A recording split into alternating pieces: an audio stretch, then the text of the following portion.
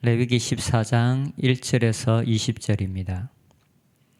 여호와께서 모세에게 말씀하여 이르시되 나병 환자가 정결하게 되는 날의 규례는 이러하니 곧 그 사람을 제사장에게로 데려갈 것이요 제사장은 진영에서 나가 진찰할지니 그 환자에게 있던 나병 환부가 나았으면 제사장은 그 정결함을 받을 자를 위하여 명령하여 살아있는 정결한 새 2마리와 백향목과 홍색 실과 우슬초를 가져오게 하고 제사장은 또 명령하여 그 새 하나는 흐르는 물 위 질그릇 안에서 잡게 하고 다른 새는 산채로 가져다가 백향목과 홍색 실과 우슬초와 함께 가져다가 흐르는 물 위에서 잡은 새의 피를 찍어 나병에서 정결함을 받을 자에게 7번 뿌려 정하다 하고 그 살아있는 새는 들에 놓을지며 정결함을 받는 자는 그의 옷을 빨고 모든 털을 밀고 물로 몸을 씻을 것이라. 그리하면 정하리니 그 후에 진영에 들어올 것이나 자기 장막 밖에 이래를 머물 것이요 7째 날에 그는 모든 털을 밀되 머리털과 수염과 눈썹을 다 밀고 그의 옷을 빨고 몸을 물에 씻을 것이라. 그리하면 정하리라.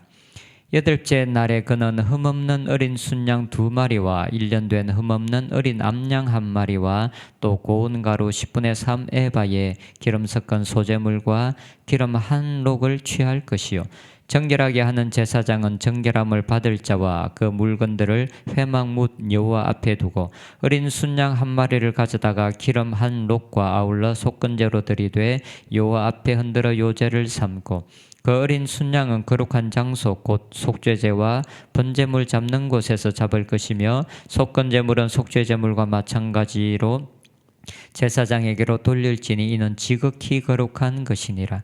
제사장은 그 속건제물의 피를 취하여 정결함을 받을 자의 오른쪽 귓뿌리와 오른쪽 엄지손가락과 오른쪽 엄지발가락에 바를 것이요 제사장은 또 그 1록의 기름을 취하여 자기 왼쪽 손바닥에 따르고 오른쪽 손가락으로 왼쪽 손에 기름을 찍어 그 손가락으로 그것을 여호와 앞에 7번 뿌릴 것이요 손에 남은 기름은 제사장이 정결함을 받을 자의 오른쪽 귓뿌리와 오른쪽 엄지손가락과 오른쪽 엄지발가락 곧 속건제물의 피 위에 바를 것이며 아직도 그 손에 남은 기름은 제사장이 그 정결함을 받은 자의 머리에 바르고 제사장은 여호와 앞에서 그를 위하여 속죄하고 또 제사장은 속죄제를 드려 그 부정함으로 말미암아 정결함을 받을 자를 위하여 속죄하고 그 위에 번제물을 잡을 것이요 제사장은 그 번제와 소제를 제단에 드려 그를 위하여 속죄할 것이라. 그리하면 그가 정결하리라. 아멘. 레위기 13장에서는 악성 피부병이 걸린 사람들은 부정하게 되어서 하나님께서 함께 하시는 이스라엘의 그 진영 밖에 머물러 있어야 된다라고 말씀했습니다. 오늘 본문 14장에서는 그렇게 부정하게 되어서 진영 밖에 머물던 사람들이 그들의 부정함이 깨끗하게 되어서 정하게 되었을 때 그들이 어떻게 다시 언약 백성들이 머무르는 하나님의 진 안으로 들어와서 다시 일상적인 생활을 하는 기간 동안에 어떤 과정을 거쳐야 정상적인 생활을 할 수 있는지에 대해서 다루고 있습니다. 악성 피부병이 걸린 사람들이 정결하게 되고 공동체 안으로 들어오는 과정은 굉장히 많은 과정과 그리고 많은 대가가 치루어져야 된다라고 말합니다.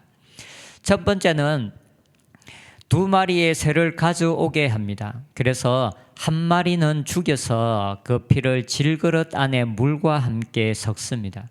그리고 또 다른 1마리의 새는 백향목과 홍색실 그리고 우슬초를 함께 묶어서 죽은 새의 피를 찍어서 정결함을 받을 사람에게 7번 뿌립니다.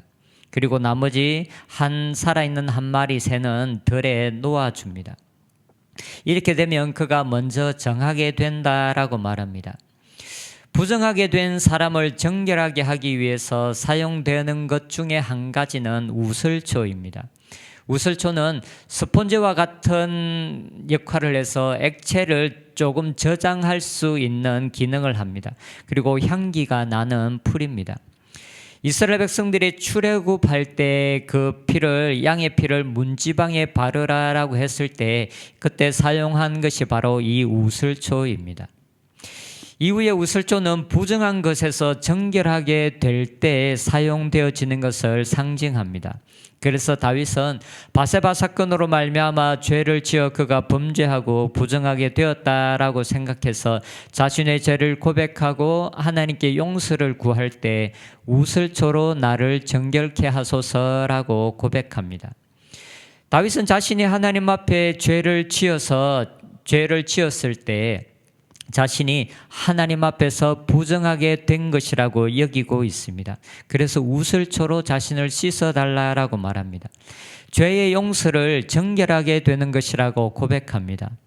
레위기 13장과 14장에서 부정하게 된 자들을 다룰 때 이것은 한편으로는 그 당시 악성 피부병에 대한 규례이기도 하면서 또 한편으로는 하나님과의 교제가 끊어버리는 죄에 대한 경고이기도 합니다.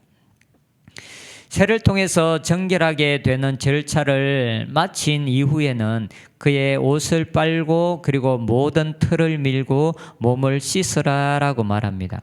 8절에 보면 정결함을 받는 자는 그의 옷을 빨고 모든 틀을 밀고 물로 몸을 씻을 것이라. 그리하면 정하리니 그 후에 진영에 들어올 것이나 자기 진영 밖에 이래를 머물 것이요. 먼저는 2마리의 새를 통해서 그 사람을 정결하게 합니다. 그리고 그 다음에는 그의 옷을 빨고 모든 틀을 밀고 그리고 몸을 씻으라라고 말합니다. 그리고 하고 난 이후에야 진영 안으로 들어올 수 있습니다. 그런데 진영 안에 들어왔다고 해서 그가 자신의 집, 그가 머물렀던 장막에 바로 들어갈 수 있는 것은 아니었습니다. 그는 그의 장막에 들어가기 전에 7일 동안 장막 밖에서 머무르라라고 말합니다. 그리고 7일째가 되는 날 다시 그의 모든 털을 밀고 옷을 빨고 그리고 몸을 다시 씻어야 했습니다. 9절에 보면 7째 날에 모든 털을 밀되 머리털과 수염과 눈썹을 다 밀고 그의 옷을 빨고 몸을 물에 씻을 것이라. 그리하면 정하리라. 진영 밖에서 2마리의 새를 통해서 그가 정하게 되었고 그리고 진영 안에 들어오고 난 이후에 7일을 머물고 다시 모든 머리털을 밀고 몸을 씻고 그리고 옷을 빨고 난 이후이면 그가 다시 정하게 된다라고 2번째 말합니다. 그리고 진영 안에 들어오고 그 7일째 되는 날 다시 몸을 씻고 옷을 빨고 털을 밀고 난 이후에 이제 제8일째 되는 날 다시 제사를 드릴 수 있습니다. 10절에 보면 8째 날에 그는 흠없는 어린 순양 2마리와 1년 된 흠없는 어린 암양 1마리와 또 고운 가루 10분의 3 에바와 기름 섞은 소재물과 기름 1록을 취할 것이요. 부정한 자들이 정결하게 될 때 마지막으로 제사를 드렸는데 이때 드리는 제사는 속건제 그리고 속죄제 그리고 번제와 소제였습니다. 부정하게 된 자들이 정결하게 될 때 하나님께서 명하신 5가지의 제사 중에서 4가지 종류의 제사를 드리라라고 말합니다. 이 제사를 위해서 필요한 것은 2마리의 순양과 그리고 1마리의 암양 그리고 소제가 필요했습니다. 보통 제사를 드릴 때는 1마리의 동물이 필요했는데 정결하게 되는 절차에는 3마리의 동물이 필요했습니다. 그 전에 진영 밖에서 2마리의 새까지 합치면 2마리의 새와 그리고 3마리의 동물이 필요했습니다. 21절 이후에는 가난한 사람이 있다면 순양 1마리와 비둘기 2마리 그리고 소재물을 준비하라라고 말합니다. 하지만 여전히 1마리의 양은 필수적으로 정결하게 되는 일들에 드려져야 했습니다. 정결하게 되는 이 절차 속에서 많은 동물들 그리고 많은 대가들이 필요하다라는 것을 볼 수가 있습니다. 부정한 자들이 정결하게 되기 위해서는 여러 가지 절차를 거쳐야 했습니다. 진영 밖에서 정결 예식을 행했고, 그리고 진영 안에 들어와서는 자기 집안에 머무르지 못하고 7일 동안 밖에 머물렀으며, 그리고 제사를 위해서도 4가지 종류의 제사와 그리고 그에 필요한 경비 역시도 적지 않게 소요되었습니다. 정결 예식을 위한 절차가 이렇게 까다롭고 그리고 필요한 경비가 적지 않은 것은 아마도 부정한 자들이 정결하게 되어 하나님의 공동체 안에서 하나님을 예배하는 것이 얼마나 소중한 것인지를 알려주려고 하는 것 같습니다. 하나님께서 함께 하시는 공동체를 떠나야 하는 것, 그리고 하나님을 예배하는 삶에서 분리되어 있다는 것을 너무나 큰 슬픔이며 저주와 같은 것입니다. 그런데 그런 슬픔과 저주스러운 삶에서 해방되어서 하나님의 공동체 안에 들어와 하나님의 임재를 경험하는 삶으로 변화되고 하나님의 그 백성으로 다시 인쳐지는 것이 얼마나 감격스럽고 소중한 것이라는 것을 이 절차를 통해서 나타내고 있는 것 같습니다. 하나님의 나라 밖에 살던 우리들이 지금 하나님의 나라 안에 들어와 하나님의 통치를 받으며 하나님을 예배하고 그리고 하나님의 임재를 누릴 수 있는 삶을 사는 것은 너무나 소중한 것이며 너무나 감격스러운 것입니다. 우리가 이번에 이 정결하게 되는 예식을 묵상하면서 우리가 받은 이 은혜가 얼마나 큰 것인지, 얼마나 감격스러운 것인지 다시 한번 깨닫는 시간이 되었으면 좋겠습니다. 그리고 이 일을 위해서 자신의 아들을 내어주신 하나님과 그리고 자기 자신을 내어주신 예수님께 감사를 드리는 오늘 하루가 되었으면 좋겠습니다. 구약시대 곧 모형의 시대에는 이렇게 여러 동물들의 피와 정결하게 되는 절차를 통해서 부정한 자들이 정결하게 되었습니다. 그리고 하나님의 임재 안에 하나님의 공동체 안에 들어올 수 있었습니다. 그러나 지금은 신약 시대로 너무나 감사하게도 이런 절차들이 필요 없고 우리가 진실하게 하나님 앞에 회개하며 하나님 앞에 우리의 삶을 온전하게 헌신하는 헌신이 있으면 우리는 은혜의 보좌 앞으로 언제든지 쉽게 나아갈 수 있습니다. 신약 시대를 살아가는 우리들에게는 너무나 감사한 일입니다. 하지만 우리가 잊지 말아야 하는 것은 우리들에게는 이제 동물의 피가 아닌 예수님의 피를 힘입어 하나님 앞에 언제든지 나아갈 수 있지만 그렇다고 해서 그 일을 위해서 성부 하나님과 성자 예수님께서 치르신 대가는 적지 않다라는 것입니다. 우리들에게는 모든 절차와 치러야 될 대가들이 없어졌지만 그러나 그 일을 위해서 하나님과 예수님께서 치루어진 대가는 너무나 크다라는 것입니다. 우리 입장에서는 까다로운 모든 것이 없어졌지만 그러나 가장 값진 것, 우리 이 은혜를 위해서 가장 소중한 것이 우리를 위해서 그 대가를 치르셨다라는 것입니다. 그리고 그 은혜로 말미암아 지금 우리들에게 하나님의 보좌로 나아갈 수 있는 길이 열려지게 된 것입니다. 그래서 지금의 우리들은 지금 우리들이 누리고 있는 이 은혜가 값없이 우리에게 주어졌지만 그러나 아무런 대가가 치루어지지 않고 우리에게 주어진 것이 아니라는 것을 알아야 합니다. 우리가 받은 이 은혜는 너무 세상에 가장 귀한 대가를 치르고 우리가 얻게 된 것입니다. 그래서 실제로 우리는 하나님의 은혜의 보좌 앞에 나아가기 위해서 예수님께서는 또한 우리들에게 동일하게 우리의 삶의 대가를 요구하십니다. 우리의 모든 것을 하나님 앞에 내려놓아야 되고 다른 모든 것보다 하나님을 사랑하고 예수님을 사랑하라라는 이 요구, 이 대가를 우리는 또한 하나님 앞에서 치루어야 하는 것입니다.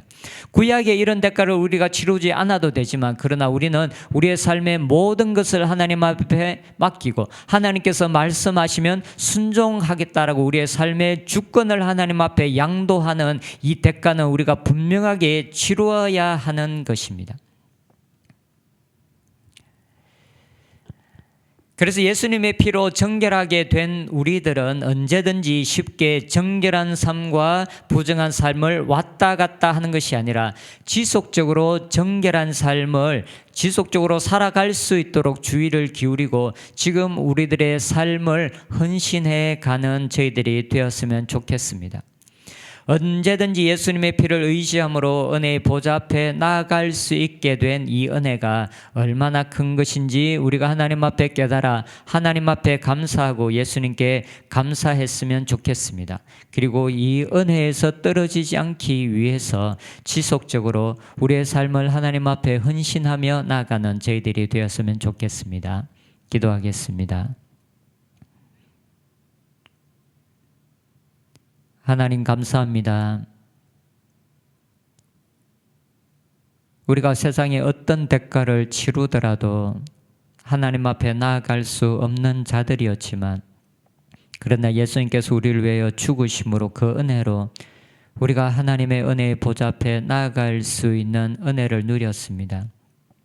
우리가 어떤 대가를 치루었기 때문이 아니라 하나님께서 우리들을 위하여 대가를 치루셨기 때문입니다.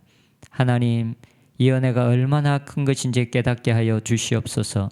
그리고 하나님의 공동체 안에 살 수 있다라는 것, 하나님의 나라 안에 머물 수 있다라는 것, 그리고 하나님을 예배하는 자리에 있을 수 있다라는 것이 얼마나 큰 은혜인지를 알아 우리의 삶에 감사가 넘치게 하여 주실 뿐만 아니라 또한 우리의 삶이 지속적으로 더 깊은 은혜와 더 깊은 은혜를 경험하기 위해서 나가는 저희들이 되게 하여 주시옵소서. 예수님의 이름으로 기도합니다.